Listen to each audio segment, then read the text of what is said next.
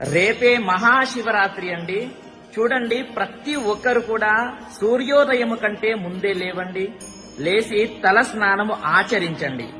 తర్వాత సూర్య నమస్కారము, తర్వాత శివుడిని తలుచుకోండి. మరియు మాంసాహారము ముట్టుకోకూడదు. ఎవరు ముట్టుకోరు, అయినా సరే చెబుతున్నాను. ఇంకొకటి, మధ్యాహ్నము కూడా పడుకోకండి. మరియు శివుడికి ఇష్టమైనటువంటి విభూతి ఉంటుంది కదా, అది నుదుటికి ఇలా రాసుకోండి. ఇక్కడ చూడండి, ఇలా రాసుకోండి. ఓకేనా? ప్రతి ఒక్కరు కూడా ధరించండి. ఎప్పుడు స్నానం అవ్వగానే ధరించాలి. ఆ రోజంతా కూడా ఉండాలి. ఆ రోజంతా కూడా చెప్పు శివ అని, హలో కాదు చెప్పాల్సింది, హాయ్ కాదు, శివ శివ శివ మహిమే.